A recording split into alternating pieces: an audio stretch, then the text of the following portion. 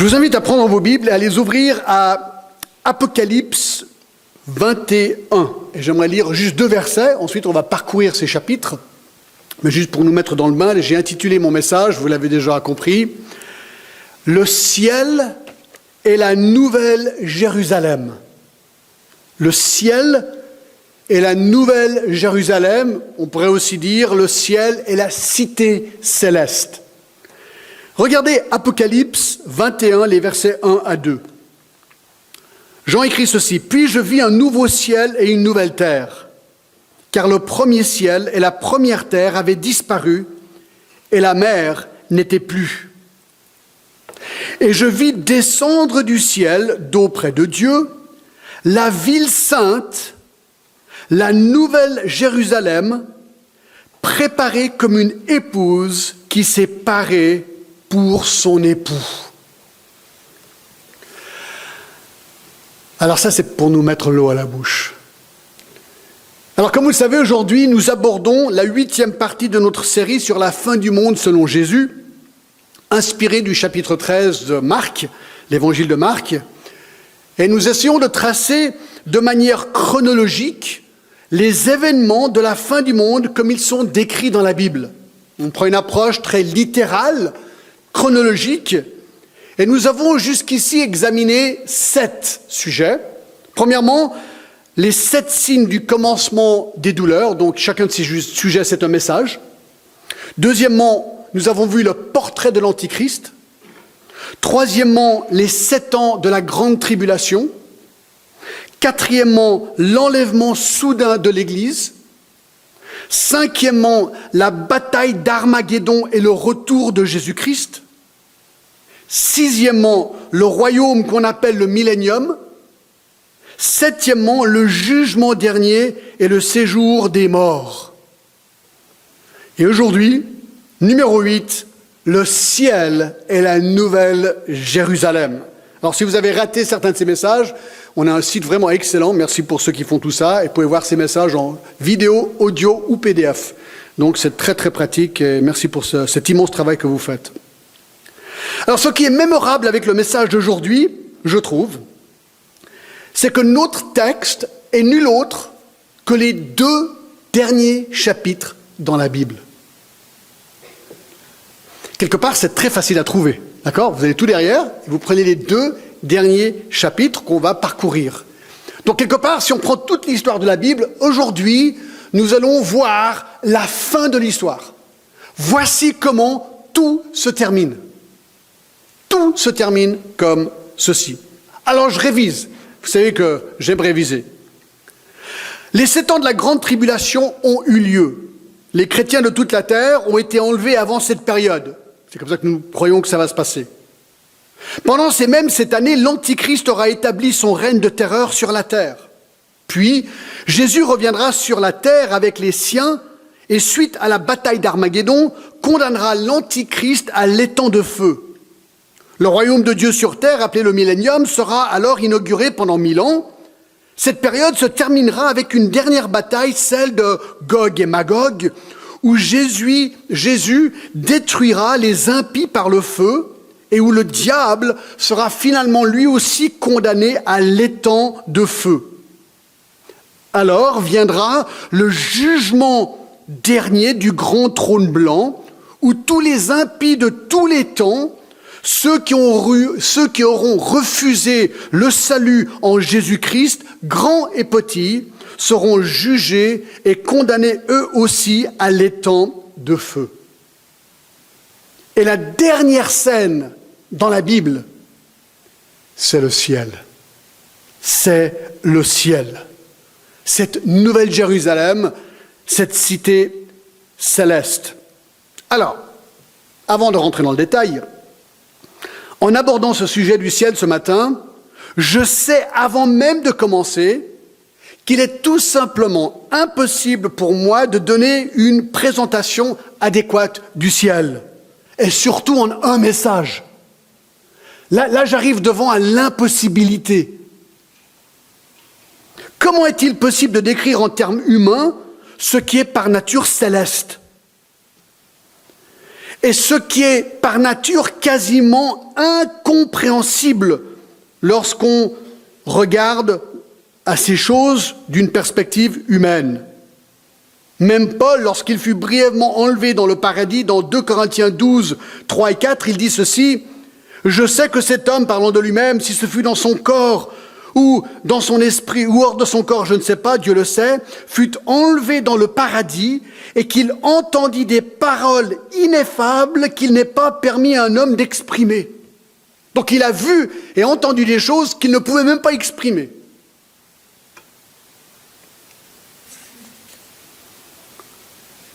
Moi, je n'ai jamais été enlevé au paradis, d'accord ? J'y suis jamais allé, encore. J'y vais un jour, mais pas encore. Donc ma tâche est d'autant plus difficile de vous décrire ces choses. Donc honnêtement, je vous dis, je suis un peu frustré, d'accord ? Je suis déjà frustré. Ceci dit, je crois personnellement, et ça c'est très important, que la Bible est la parole de Dieu. J'en suis convaincu. Et chaque mot dans la Bible est inspiré de Dieu. Il n'y a pas d'erreur. De ce fait, écoutez bien, je suis en paix avec l'information que Dieu a jugé bon de nous donner sur le ciel. Il n'a fait aucune erreur sur ce sujet. Il ne nous a pas donné trop d'informations, ni trop peu d'informations. Dieu a jugé bon dans sa parole de nous donner juste ce qu'il faut pour que nous soyons totalement satisfaits. C'est beau. Alors ceci m'encourage, je suis plus frustré maintenant. Je réalise que je n'ai pas besoin de tout comprendre. Parce que c'est impossible de tout comprendre. J'ai besoin de comprendre juste assez. Et même si dans mon meilleur effort, je me trompe dans ma compréhension de certains détails, écoutez bien ce que je vais dire, je ne pense pas que ce soit gravissime. Bien sûr, ça dépend des détails, mais je parle bien de petits détails. Le ciel, nous savons qu'il existe et nous savons qu'il sera l'héritage des sauvés. Mais est-ce que j'ai compris tous les détails parfaitement ? Je ne pense pas. Honnêtement, je le doute. Mais aujourd'hui, je vais faire de mon mieux pour vous donner ce que j'espère est une juste compréhension du ciel. Donc, on va commencer avec les bases. D'accord ? Premièrement, la définition. Ce n'est pas un point ici, c'est encore dans l'introduction. La définition du ciel. Ça veut dire quoi, ciel ? Paradis. Bien, le mot ciel ou paradis est utilisé plus de 580 fois dans la Bible, dans plus de 550 versets. Le mot hébreu shamaïn veut littéralement dire les hauteurs. Le mot grec ouranos, duquel nous dérivons le nom de la planète Uranus, décrit ce qui est élevé ou haut. Alors certains sont troublés par ce verset dans 2 Corinthiens 12, 3 où Paul a été ravi jusqu'au 3e ciel et il se dit, là, je ne comprends pas, il y a 1, 2, 3 ciels, comment on comprend ça ? En fait, lorsque la Bible utilise le mot ciel, il parle de 3 choses différentes. Le premier ciel, c'est l'atmosphère où volent les oiseaux. Le deuxième ciel, c'est la demeure des planètes ou l'espace, là où vont les fusées. Vous regardez dans le ciel le soir, vous voyez tout ça. La Bible appelle ça le deuxième ciel. Et le troisième ciel, là où Paul a été ravi, c'est là où habite Dieu, les anges de Dieu et les saints qui sont décédés. Donc c'est ce qu'on va voir aujourd'hui.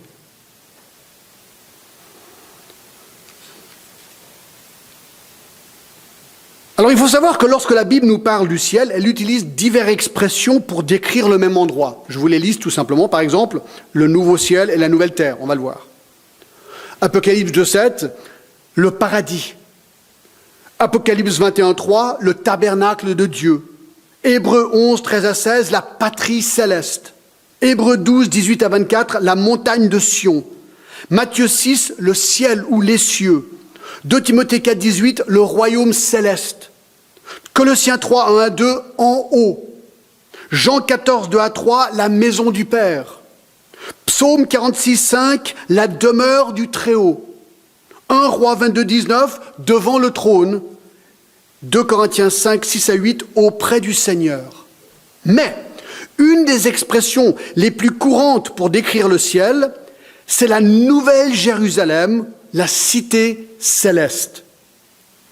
En fait, ce que nous allons voir, c'est que le centre de vie pour les racheter au ciel sera la nouvelle Jérusalem.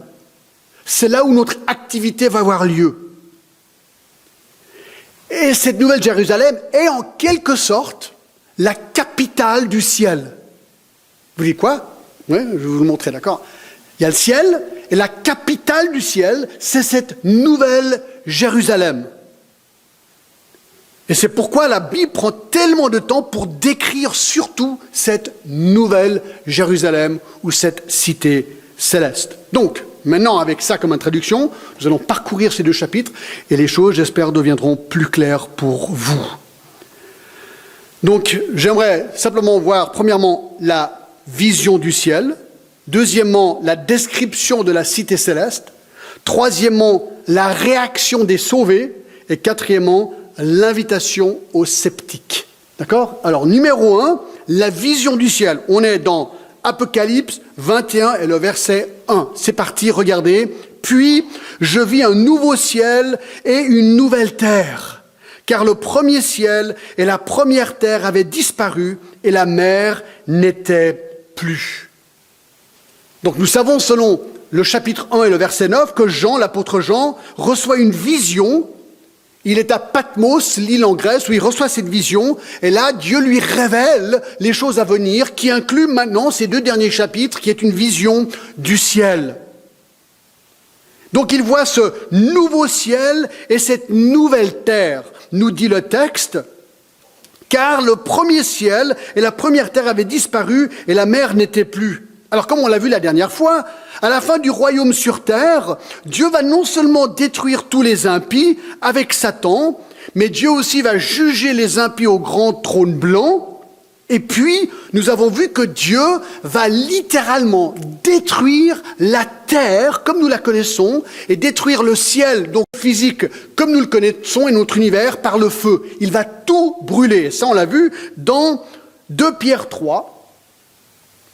2 Pierre 3, à partir du verset 10, le jour du Seigneur viendra comme un voleur. En ce jour, les cieux passeront avec fracas, les éléments embrasés se dissoudront, et la terre, avec les œuvres qu'elle renferme, sera consumée. Puisque tout cela est en voie de dissolution, combien votre conduite et votre piété doivent être saintes. Hâtez et attendez l'avènement du jour du Seigneur, jour à cause duquel les cieux enflammés se dissoudront et les éléments embrasés se fondront, mais nous attendons, selon sa promesse, de nouveaux cieux et une nouvelle terre où la justice habitera. Donc, notre terre, comme nous la connaissons, va être littéralement brûlée, détruite. Tout. Il ne restera plus rien. Verset 1. Je vis un nouveau ciel et une nouvelle terre, car le premier ciel et la première terre avaient disparu.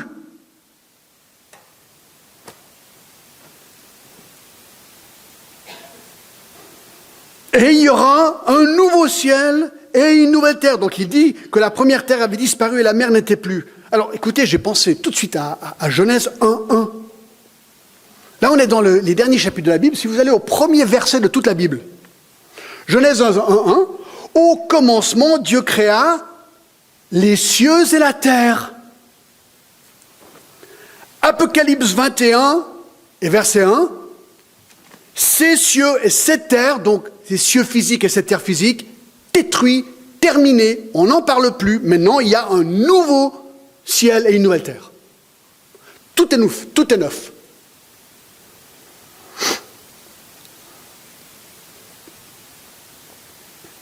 Et c'est intéressant que même dans Ésaïe 65, il en parle. Donc c'est aussi un enseignement dans l'Ancien Testament, c'est rien de nouveau. Il y a toujours eu cette attente. Dans Ésaïe 65, verset 17, il est dit «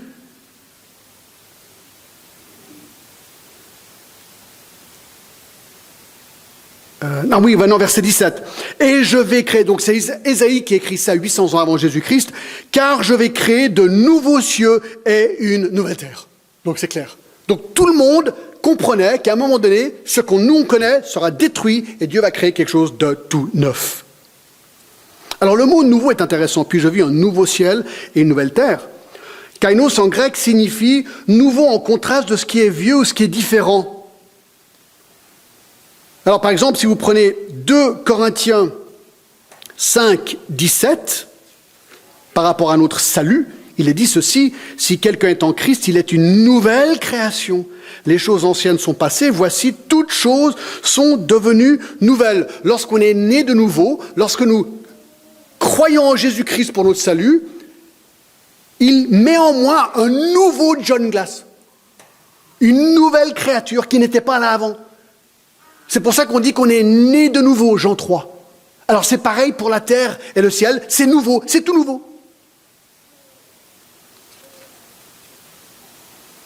Alors comment est-ce que ce nouveau ciel et cette nouvelle terre seront? Alors je vais vous surprendre, on ne sait pas trop. On ne sait pas trop. Car la Bible ne décrit pas vraiment la nouvelle terre, sauf pour 2 détails intéressants. Premièrement, c'est ce qu'il dit au verset 1, la mer n'était plus. Donc, sur cette nouvelle terre, apparemment, il n'y aura pas de mer. Ah, vous dites, dommage, j'aime bien faire la voile. Ce qui est intéressant, c'est que notre monde, 70% de notre monde, c'est de l'eau. Sur la nouvelle terre, non, il y aura de l'eau, mais pas dans la mer, j'y reviendrai. Mais il y a de l'eau, mais pas l'eau salée de la mer. D'accord? Je ne pense pas qu'elle sera salée là-haut, ça c'est sûr. Mais oui, je peux vous le dire quand même. Regardez, chapitre 22, verset 1. Il m'a montré un fleuve d'eau de la vie, limpide comme du cristal qui sortait du trône de Dieu et de l'agneau. Waouh! Ça, on y reviendra. Donc, première chose, il n'y aura pas de mer. Et deuxième chose, le ciel, alors c'est vrai que c'est drôle de le dire comme ça, mais c'est peut-être pas faux. Le ciel aura une capitale, une ville capitale. Regardez le verset 2. Et je vis descendre du ciel, donc il y a le ciel, et on voit descendre du ciel, d'auprès de Dieu, la ville sainte, la nouvelle Jérusalem, préparée comme une épouse qui s'est parée pour son époux. Donc, nouvelle terre, nouveau ciel, sans mer, et cette ville, la nouvelle Jérusalem. Donc maintenant, je passe au deuxième point majeur, la description de la cité céleste. Parce que ce qui est intéressant, c'est que ce qu'on voit à partir du verset 2 ici jusqu'au chapitre 22 et au verset 5, c'est la description de la Nouvelle Jérusalem. Pas du ciel complet, de la Nouvelle Jérusalem. Alors, comme vous le savez, moi je prends une lecture très littérale, donc je pense qu'elle va vraiment être comme ça. C'est ce que je pense. Je peux me tromper, mais écoutez, moi, c'est ce que je crois. D'accord? Alors je vous dis ce que je crois, et on va regarder ça, c'est vraiment intéressant. On voit une ville étincelante dans sa gloire, descendre du ciel pour faire partie de cette nouvelle terre et de ces nouveaux cieux. Alors, ce qui est intéressant, je ne dis pas ici que cette ville va être créée. Parce que regardez ce qu'il dit. Je vis descendre du ciel, donc quelque chose qui existe déjà. Elle existe déjà lorsqu'elle arrive ici au verset 2. Donc, Jean la voit descendre du ciel, d'auprès de Dieu, donc où Dieu habite, déjà préparé. Alors, ce qui est intéressant, c'est que si vous allez dans Hébreux 11 et le verset 10, on réalise qui l'a créé. Chapitre 11 et le verset 10, car il attendait, parlons d'Abraham, une cité ou la cité qui a de solides fondements, celle dont Dieu est l'architecte et le constructeur. Donc là, c'est clair et net. C'est Dieu. Je trouve aussi intéressant dans Jean 14, Jésus dit ceci, verset 1, « Que votre cœur ne se trouble point, croyez en Dieu et croyez en moi. Il y a plusieurs demeures dans la maison de mon Père. Si cela n'était pas, je vous l'aurais dit, je vais vous préparer une place. Et lorsque je m'en serai allé et que je vous aurai préparé une place, je reviendrai et je vous prendrai avec moi, afin que là où je suis, vous soyez aussi. » Donc l'architecte, c'est Dieu, et ici, le Fils nous prépare une place. Ça va être génial. Ça, je vous le garantis. Et on apprend qu'elle est prête, comme une épouse, le jour de son mariage, belle et vêtue de sa plus belle robe. Et c'est là, lorsqu'un chrétien décède aujourd'hui, c'est là où il va. Tchou, directement.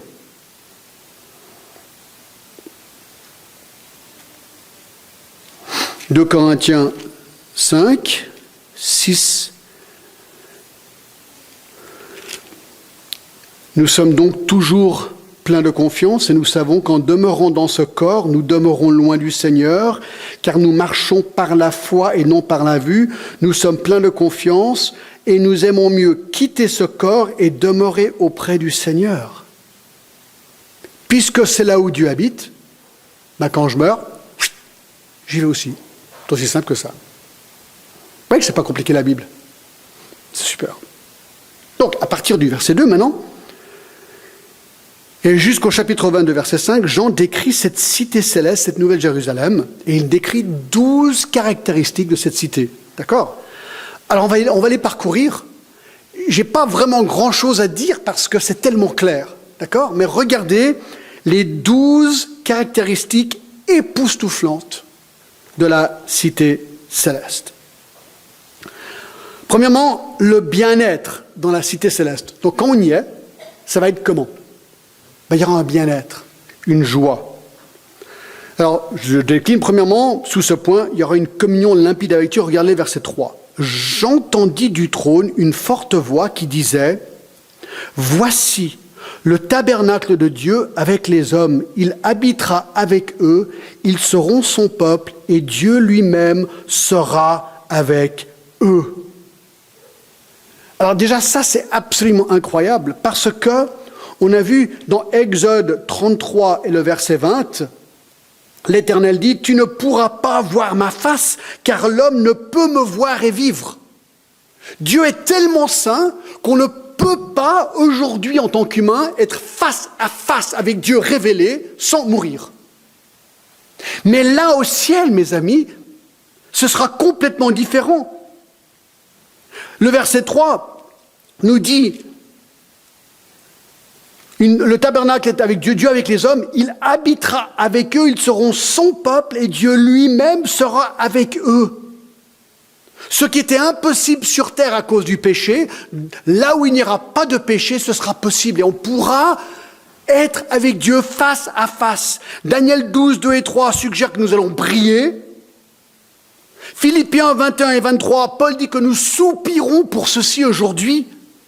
Et 1 Jean 3, 2, très intéressant petit verset, nous dit ceci, 1 Jean 3, 2, bien-aimés, nous sommes maintenant enfants de Dieu, et ce que nous saurons n'a pas été encore manifesté, mais nous savons que lorsqu'il paraîtra, parlant de Jésus, nous serons donc plus tard semblables à lui parce que nous le verrons tel qu'il est. Pour la première fois de notre vie, nous allons voir Dieu le Père, Dieu le Fils et Dieu l'Esprit comme ils sont. Vraiment comme ils sont. Je ne peux pas vous en dire plus. D'accord ? Regardez, il y aura une souffrance inexistante, verset 4. « Il essuiera toute larme de leurs yeux, et la mort ne sera plus. Il n'y aura plus ni de deuil, ni cri, ni douleur, car les premières choses ont disparu. » Il n'y a rien à dire. On utilise ce verset souvent dans les enterrements. Parce que c'est vrai. Il n'y aura plus de péché. Il n'y aura plus de déprime. Plus de mort. Voilà pourquoi nous allons vivre éternellement, il n'y a plus de mort. Pas de deuil, on ne va jamais devoir être triste par rapport à la mort de quelqu'un, puisqu'il n'y aura pas de mort, pas de cri, ni de douleur. Est-ce que vous avez mal aujourd'hui ? Tout le monde, j'ai l'impression, a mal quelque part. Fini. Plus jamais mal nulle part. une satisfaction sublime, verset 5. Et celui qui était assis sur le trône dit, voici, je fais toutes choses nouvelles. Donc c'est pour ça que c'est frustrant, parce que tout va être tellement nouveau qu'on décrit ça en termes humains, mais ok, ça va être nouveau. Il faut essayer de s'imaginer comment ça va être nouveau. Alors il essaie de décrire, voici, je fais toutes choses nouvelles. Et il dit, écris. Donc Jean écrit, car ces paroles sont certaines et véritables. Si tu as un doute, n'aie pas de doute. 6. Et il me dit, c'est fait. Je suis l'alpha et l'oméga, le commencement et la fin. À celui qui a soif, je donnerai de la source de l'eau de la vie gratuitement. Celui qui vaincra héritera ces choses. Je serai son Dieu et il sera mon fils. Mais oui, au verset 6, je pourrai boire à la source, cette source de la vie éternelle gratuitement pour l'éternité. Et je serai totalement satisfait, aucune insatisfaction de rien. Il dit qu'il est l'alpha et l'oméga, il est Dieu. Et je serai dans la présence même de mon Père, verset 7, celui qui vaincra héritera ces choses, je serai son Dieu, il sera mon fils. On parlera avec Dieu face à face comme on ne l'a jamais fait en fait. Et regardez, il y aura une absence de méchants, verset 8, mais pour les lâches, les incrédules, les abominables, les meurtriers, les débauchés, les magiciens, les idolâtres et tous les menteurs, leur part sera dans l'étang ardent de feu et de soufre, ce qui est la seconde mort. Plus de Daesh, plus de meurtre, plus de crimes, plus de vols, plus de débauche, plus d'idolâtrie, plus de mensonges, plus de gens méchants. Pas un. Pas un. Ceux qui pratiquent le péché sont exclus. C'est ce qu'il dit. Pourquoi ? Parce que il n'y a pas de péché au ciel. Donc si tu n'as pas été pardonné par Jésus-Christ qui ôte le péché du monde, c'est ce que Jean-Baptiste a dit lorsqu'il a vu Jésus, voici l'agneau de Dieu qui ôte le péché du monde. Si ton péché n'est pas ôté, tu ne peux pas aller dans cet endroit. C'est pas possible.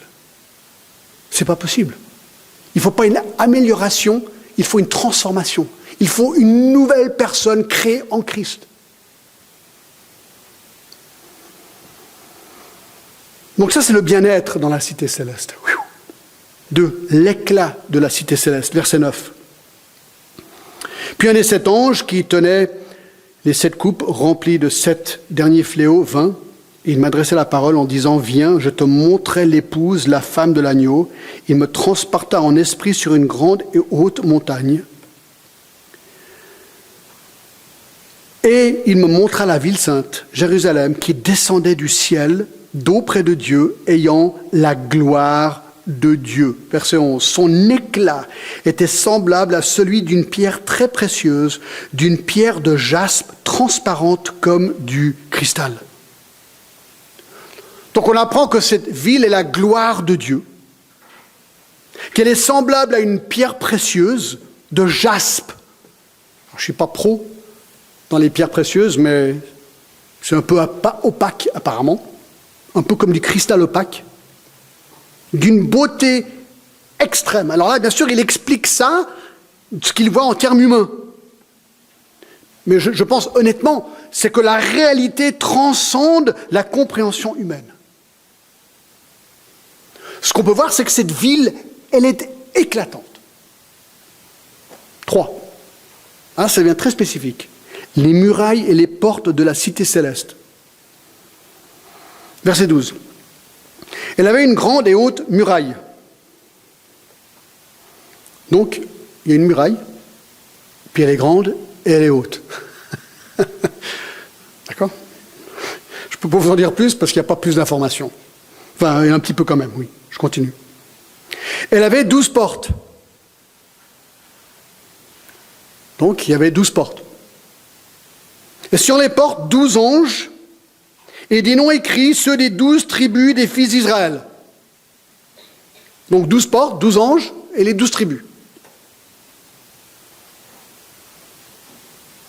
En verset 14, on verra qu'elle est tenue par 12 fondements en plus. La muraille de la ville avait 12 fondements. Et sur eux, les 12 noms des 12 apôtres de l'agneau.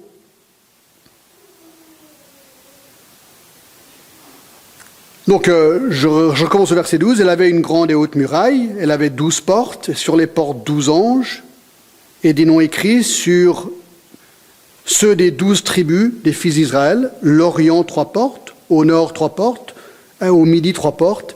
Et à l'Occident, 3 portes.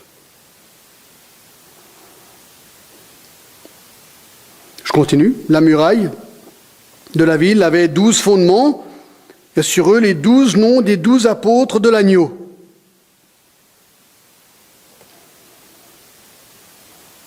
Verset 18, regardez encore. La muraille était construite en jaspe. Et la ville était d'or pur, semblable à du verre pur. Je n'ose même pas décrire parce que je ne crois pas que je vais faire justice. Alors parlons un peu des portes. Verset 12. Elle avait une grande et haute muraille, elle avait 12 portes. Donc il y en a 12. Encore, on a vu au verset 12, il y avait 12 anges sur les portes, avec chaque porte le nom d'une tribu d'Israël, 3 de chaque côté de la muraille, ça on a vu aussi au verset 13.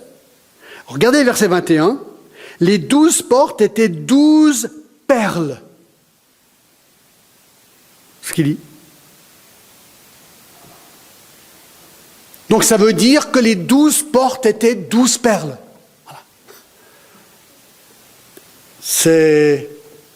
Alors vous pouvez aller sur Internet, vous tapez sur Google la Cité Céleste ou la Nouvelle Jérusalem, et il y aura plein de photos de gens qui ont essayé d'imaginer comment ça se verra. Alors j'allais vous en montrer, puis je me suis dit non, je vais laisser notre imagination un petit peu jouer aujourd'hui. Vous pouvez aller voir ça si vous voulez, et voir comment certains artistes ont essayé de dépeindre ça.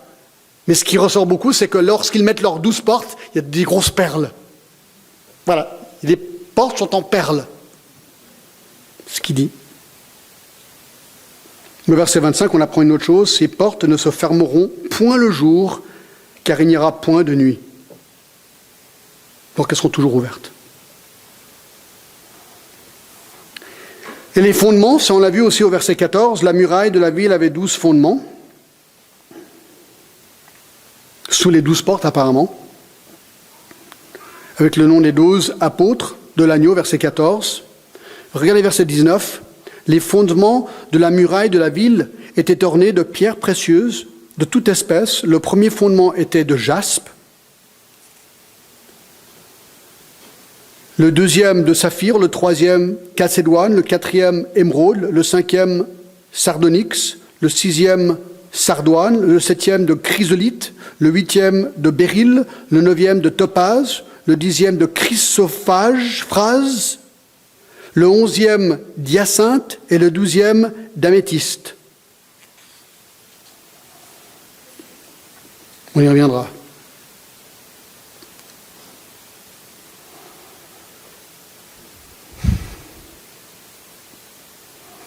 Quatre. Les dimensions de la cité céleste.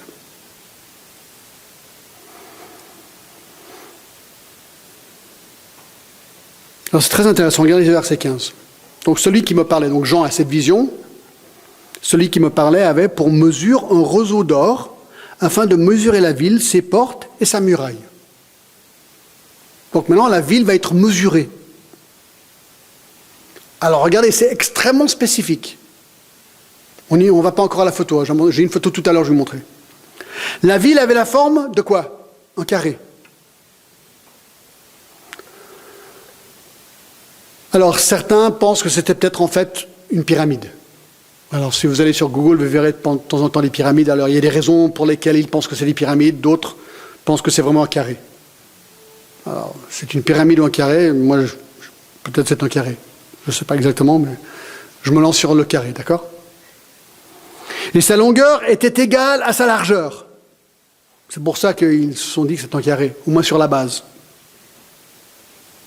Il mesura la ville avec le roseau et trouva 12 000 stades, la longueur, la largeur et la hauteur. Donc on a quand même l'impression qu'il parle d'un carré. Elles étaient égales. Alors, ce qui est intéressant ici, mes amis, c'est que on pourrait se dire, bon, vraiment, est-ce que tout ça, c'est vraiment littéral? Ce que je trouve intéressant, c'est que là, il y a vraiment des mesures précises. Et ce qui est très intéressant, je trouve, c'est qu'au verset 17, il mesura la muraille et trouva 144 coudées, donc mesure spécifique, mesure d'homme qui était celle de l'ange. Donc, puisque c'est l'ange qui mesure, il est en train de dire que l'ange mesure avec des mesures d'homme. Donc, l'ange, apparemment, utilise des mesures d'hommes humaines. Donc, ça doit être des mesures réelles que vous et moi, on comprend. Alors, 12 000 stades, c'est combien? Environ 2000 kilomètres. Donc, si c'est un carré, c'est un cube de 2000 kilomètres. Pas carré, mais cube. 2000.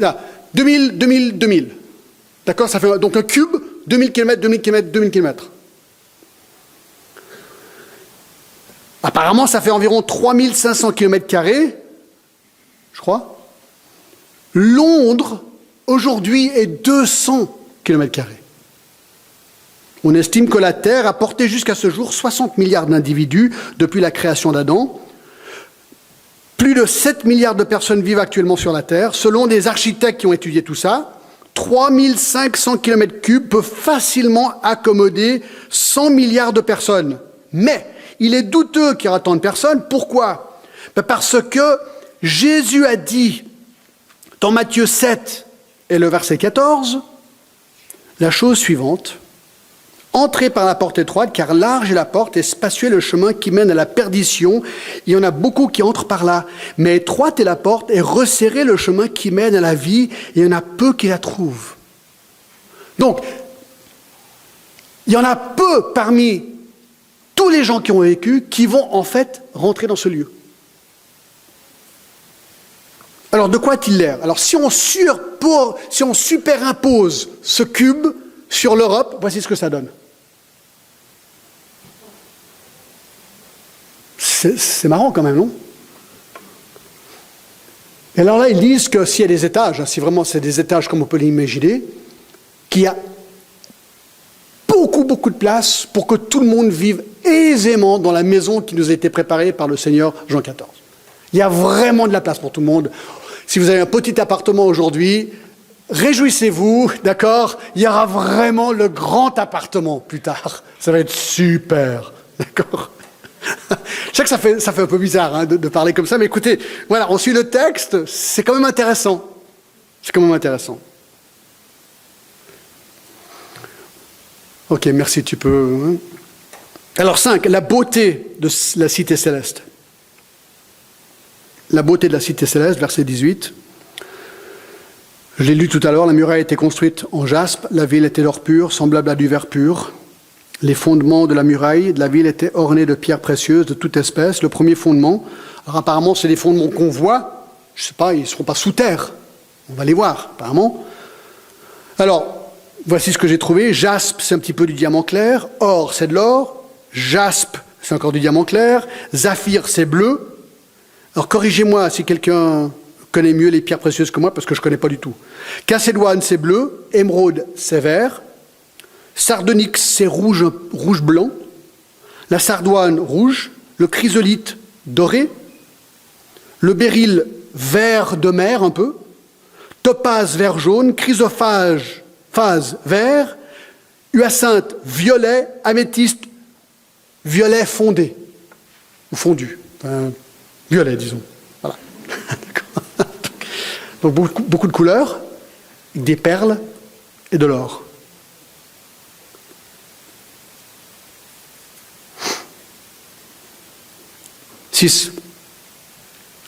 Le temple dans la cité céleste. Verset 22. Je ne vis point de temple. Il n'y en a pas. Il n'y a pas de temple. Il n'y a pas de temple dans la ville, car le Seigneur Dieu Tout-Puissant est son temple, ainsi que l'agneau. Vous savez, ça fait réfléchir. Nous, on va, souvent on dit, on ne devrait pas le dire comme ça, on va à l'église. Alors, ce n'est pas vraiment vrai parce que nous sommes l'église. Mais on se comprend, on va à l'endroit pour avoir un culte, d'accord? Autrefois, ils allaient au temple. Alors nous, on va toujours à l'endroit. Ben là-haut, il n'y aura pas besoin d'aller à l'endroit parce que le temple, c'est Dieu. Et on sera face à face avec Dieu, jour après jour après jour, pour l'éternité. Ce sera la meilleure louange qu'on aura jamais connue de toute l'éternité. Ouf.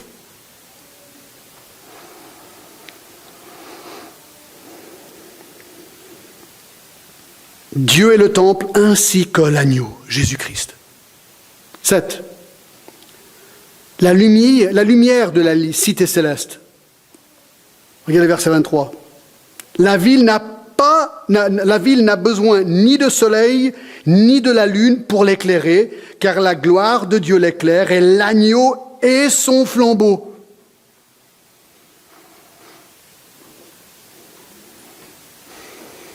Je ne sais pas quoi ajouter. La lumière, ça va être Dieu. Alors, nous, dans l'Ancien Testament, on voit sur le tabernacle la colonne de feu, représentant Dieu. C'est plus une colonne, mes amis, c'est Dieu.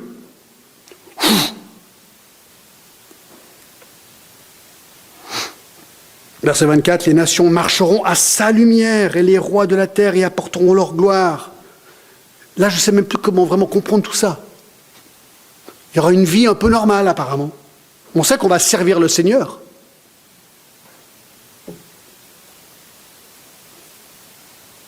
Ces portes ne se fermeront point le jour, car il n'y aura point de nuit. Ben oui, parce que c'est la gloire du Seigneur. Et on y apportera la gloire et l'honneur des nations. 8. L'accès à la cité céleste. Regardez, ces portes ne se fermeront point le jour, car là, il n'y aura point de nuit. Les portes ouvertes, les impies seront déjà exclus. Verset 27 nous le dit, il n'entrera chez elle rien de souillé, ni personne qui se livre à l'abomination et au mensonge. Il n'entrera que ceux qui sont écrits dans le livre de la vie de l'agneau. Et ça, on l'a vu la dernière fois.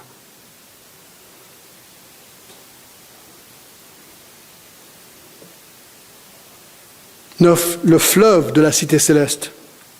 Chapitre 22, verset 1, regardez. Et il m'a montré un fleuve d'eau, de la vie, limpide comme du cristal, qui sortait du trône de Dieu et de l'agneau.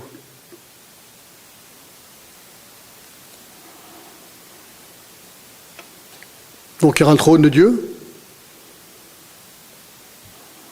et il y aura de l'eau qui va sortir de ce trône. Alors de nouveau, si vous allez sur Google, il y a des gens qui ont dessiné tout ça, ils voient un trône avec une sorte de rivière qui part du trône. Voilà, c'est ce que le texte dit.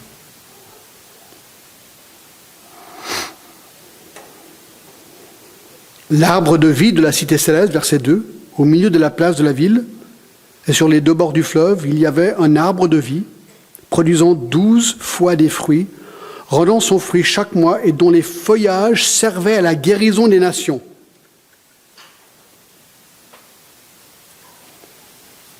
Alors là, vous dites, j'y comprends plus rien.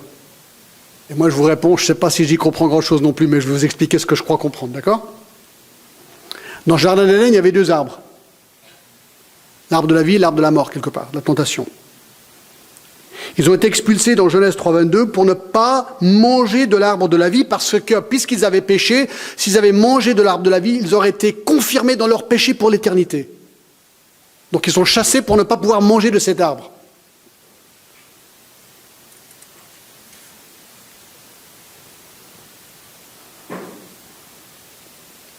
Mais ici, cet arbre ou un arbre similaire est là, représentant apparemment la vie éternelle. Là, on peut maintenant le manger sans aucune crainte, parce qu'il n'y a pas de péché. Alors, comment expliquer la guérison par les feuilles? Alors, vous pouvez lire, il y a beaucoup de pensées par rapport à ça. Certains disent, ce verset ou ces textes, est-ce qu'ils décrivent vraiment le ciel? On a quand même l'impression, parce qu'ils sont du ciel. Mais il n'y aura pas de maladie, on vient de le lire. Verset 4. Il n'y aura pas de maladie. Il n'y aura pas de mort. La seule explication qui n'est pas adéquate, je vous la donne, Les commentateurs veulent dire que cet arbre va d'une manière ou une autre simplement enrichir la vie. Mais comment est-ce que la vie est enrichie lorsqu'on est déjà dans cette joie et cette félicité? Là, j'avoue, je ne sais pas. Question, va-t-on manger au ciel?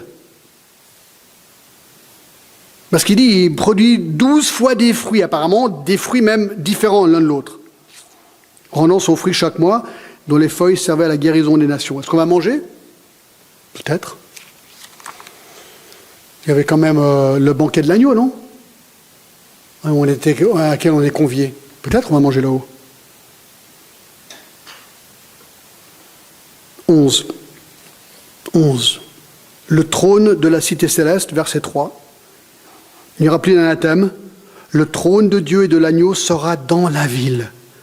Ses serviteurs le serviront et verront sa face. Plus d'anathème, plus de mort. Nous allons le servir avec joie pour l'éternité. Et nous verrons sa face. Il se répète un petit peu ce qu'on a déjà vu. Et 12. Les habitants de la cité céleste, verset 4. Et son nom sera sur leur front. On sera reconnu d'une manière ou une autre sur notre front.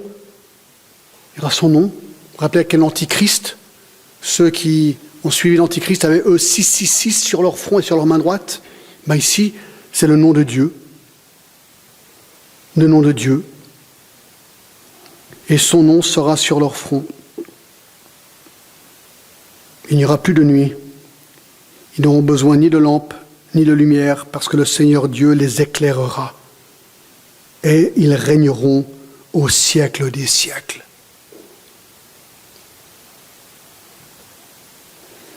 Et donc ça, c'est le 12e point. Les habitants de la cité céleste, les rachetés. Les rachetés. Ceux dont le nom est sur leur front. Ils seront là pour toujours, pour les siècles des siècles. Ah, je suis de nouveau frustré, d'accord?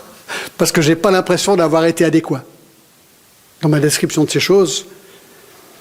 Mais voici ce que Dieu a jugé bon de nous donner pour que nous comprenions ce qu'est la Nouvelle Jérusalem et le ciel et la nouvelle terre. Voilà. C'est quand même incroyable, vous ne trouvez pas?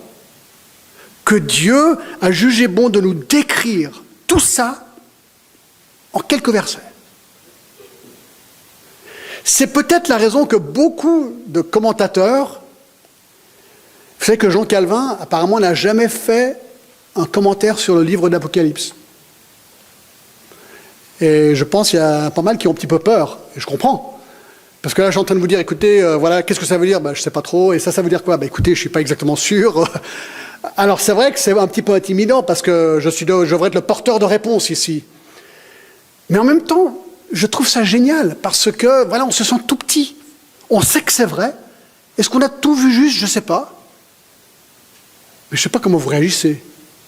Moi, je me dis, mais attendez voir, c'est incroyable ce qui nous attend. Alors, comment réagir? Premièrement, il y a la réaction des rachetés. Si tu connais Christ, comment tu réagis? Verset 6.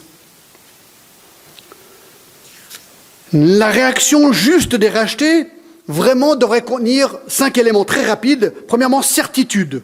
Et il me dit, ces paroles sont certaines et véritables, et le Seigneur Dieu des esprits et des prophètes a envoyé son ange pour montrer à ses serviteurs les choses qui doivent arriver bientôt. Donc, même si on n'a pas tout 100% compris, ce qui est sûr, c'est que c'est vrai. Il y a une certitude de ce qu'on vient de lire et voir et d'écrire. 2, on peut avoir confiance. On peut avoir confiance dans Dieu et ses certitudes. 2, obéissance. Verset 7. Et voici, je viens bientôt, heureux celui qui garde les paroles de la prophétie de ce livre. Waouh! Cela m'attend.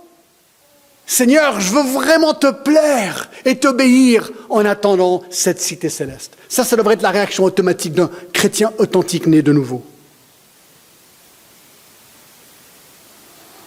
3. 3, adoration. Regardez le verset 8. C'est moi, Jean, qui ai entendu et vu ces choses, et quand j'ai entendu et vu, je tombais aux pieds de l'ange qui me montrait pour l'adorer. Il me dit, garde-toi de le faire, je suis ton compagnon de service et celui de tes frères, des prophètes et de ceux qui gardent les paroles de ce livre. Adore Dieu.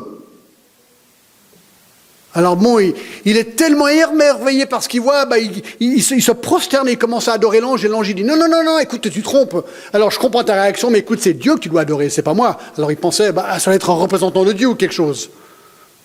Non, le chrétien, il voit ça, et il a envie d'adorer Dieu, et le remercier pour ses bontés, et pour toutes les promesses qui lui attendent. 4, proclamation, regardez verset 10, et il me dit, ne scelle point les paroles de la prophétie de ce livre.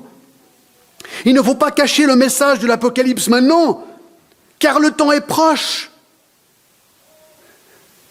Mais oui, et que celui qui est injuste, que celui qui est souillé se souille encore, et que le juste pratique encore la justice, et que celui qui est saint se sanctifie. Il faut continuer la proclamation de l'Évangile jusqu'à la fin. Les méchants sont encore méchants, les justes sont déjà justifiés. Proclame, proclame, proclame. Et 5, service, verset 12, « Voici, je viens bientôt, et ma rétribution est avec moi pour rendre à chacun selon son œuvre. Nous allons être jugés, mais récompensés, nous, pour notre fidélité. » 2 Corinthiens 5, « Et donc, nous voulons servir le Seigneur fidèlement. » Mais il y en aura qui diront, « Ah, moi, j'ai un doute. Moi, John, là... moi, je ne suis pas trop sûr que c'est vraiment vrai tout ça. » Ok. L'invitation aux sceptiques, verset 13. Verset 13. En fait, l'invitation est au verset 17. Regardez. « Et l'esprit et l'épouse disent, viens. » T'es sceptique? Tu ne crois pas trop? Moi, je te dis, viens. Viens. C'est pas moi qui le dis, c'est lui qui le dit. Et que celui qui entend dise, viens. Et que celui qui a soif vienne. Est-ce que tu as soif quand même? Ok, tu es peut-être sceptique, mais quelque part en toi, tu te dis, pourquoi tu es là déjà ce matin? Pourquoi tu es ici? Il y a peut-être une soif, quand même un intérêt, tu te poses des questions, tu dis, bon, la vie, ok, mais il y a un truc qui manque, et peut-être que je peux la trouver ici. Très bien, tu es au bon endroit. Que celui qui a soif vienne, que celui qui veut prenne de l'eau de la vie gratuitement. Mon ami, ça c'est gratuit, c'est offert. Jésus-Christ est mort pour toi, il est mort et ressuscité pour toi, afin que tu puisses l'accepter, recevoir le pardon des péchés et la vie éternelle, Jean 3,16. C'est gratuit, viens, viens. La juste réaction des sceptiques face à cette vision du ciel, c'est d'accepter l'invitation et d'y participer. Tu peux venir boire à cette source à cause de 4 certitudes. Numéro 1, la personne de Christ, verset 13. Je suis l'alpha et l'oméga, le premier et le dernier, le commencement et la fin. Et le verset 16, moi Jésus, j'ai envoyé mon ange pour vous attester ces choses dans les églises. Je suis le rejeton et la postérité de David, l'étoile brillante du matin. C'est pas moi qui t'invite, c'est Jésus qui t'invite. Viens, viens à Jésus. Lui est prêt à te pardonner ton péché et t'accorder tout ça. Deuxièmement, à cause de l'exclusivité du ciel. Verset 14, regarde, heureux ceux qui lavent leurs robes, afin d'avoir droit à l'arbre de vie et d'entrer par les portes de la ville. Mais oui, si tu es lavé de ton péché, tu peux avoir accès. Mais, verset 15, regardez, c'est tellement noir et blanc, c'est tellement clair. Dehors les chiens, les magiciens, les débauchés, les meurtriers, les idolâtres et quiconque aime et pratique le mensonge. Tu as déjà menti une fois. T'es menteur. Tu pratiques le mensonge. On est tous condamnés. C'est pour ça qu'on a besoin que Christ vienne et nous pardonne de tout notre péché. C'est la seule option. 4e vérité, la véracité des Écritures, verset 18. On arrive à la fin, mes amis. Regardez, c'est la fin de la Bible ici. Je le déclare à quiconque entend les paroles de la prophétie de ce livre, si quelqu'un y ajoute quelque chose, Dieu le frappera des fléaux décrits dans ce livre. Et si quelqu'un retranche quelque chose des paroles de ce livre, de cette prophétie, Dieu retranchera sa part de l'arbre de la vie et de la ville sainte décrit dans ce livre. Certains pourraient dire, ouh, je suis pas trop sûr, écoute, moi j'accepte. Ça, mais pas ça. Ça, mais pas ça. Ça, il faut l'enlever, ça, il faut le laisser. Quelqu'un m'a raconté une histoire qui connaissait un pasteur libéral. Et dans la Bible, il y avait plein de croix rouges. Et quelqu'un lui a dit, mais c'est quoi ces croix rouges? Ah, ben c'est là où je suis pas d'accord.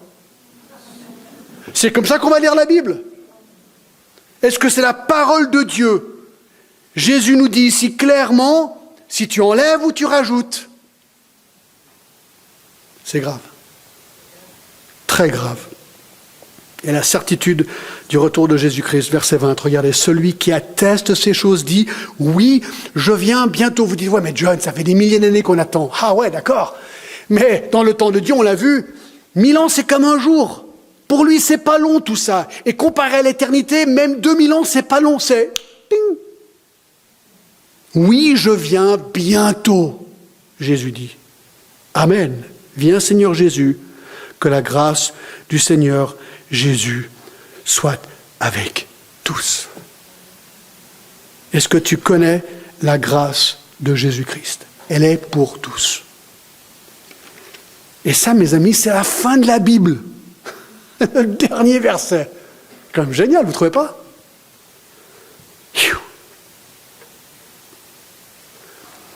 Maintenant, je conclus.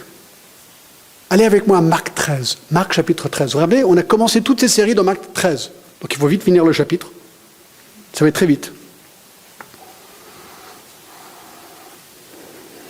Je conclus.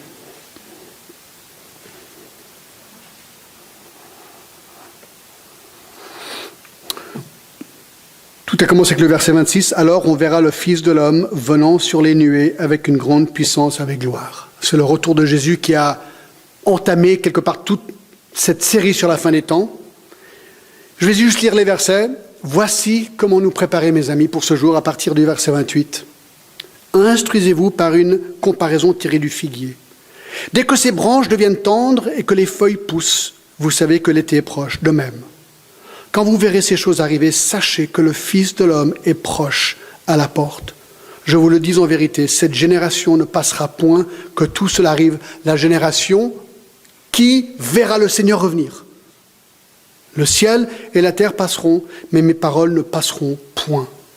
Et il continue, pour ce qui est du jour ou de l'heure, personne ne le sait, ni les anges dans le ciel, ni le Fils, mais le Père seul. Prenez garde, veillez et priez, car vous ne savez quand ce temps viendra. Il en sera comme l'homme qui, partant pour un voyage, laisse sa maison, remet l'autorité à ses serviteurs, indique à chaque sa tâche et ordonne au portier de veiller. Veillez donc, car vous ne savez quand viendra le maître de la maison, ou le soir, ou au milieu de la nuit, ou au chant du coq, ou le matin. Craignez qu'il ne vous trouve endormis à son arrivée soudaine. Ce que je vous dis, je le dis à tous. Veillez. Donc je repose la question que je repose chaque fois. Est-ce que tu es prêt? Est-ce que tu es prêt? Prions.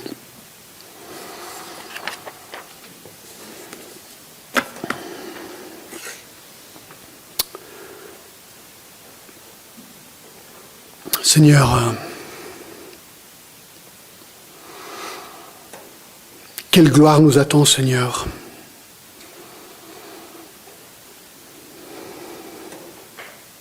Seigneur, j'ai l'impression d'avoir à peine effleuré le sujet ce matin. Mais nous avons essayé de parcourir aussi fidèlement et rapidement que nous avons pu ce que toi, tu as jugé bon de nous laisser. Merci. Merci pour la gloire qui nous attend, Seigneur. Merci pour le ciel, pour la cité céleste, la nouvelle Jérusalem. Seigneur, s'il y a quelqu'un ici qui est sceptique, qui doute, qui résiste, je te demande de briser sa volonté aujourd'hui, qu'il vienne boire à la source de l'arbre de la vie. Merci pour ton Fils. Merci pour son sacrifice à Golgotha. Merci pour sa résurrection. Et c'est cette résurrection où il a vaincu la mort qui nous affirme finalement que ceci est vrai. Celui qui a vaincu la mort, c'est celui qui vit aujourd'hui. Seigneur, merci que nous allons pouvoir vivre avec toi pour l'éternité. Au nom de Jésus. Amen.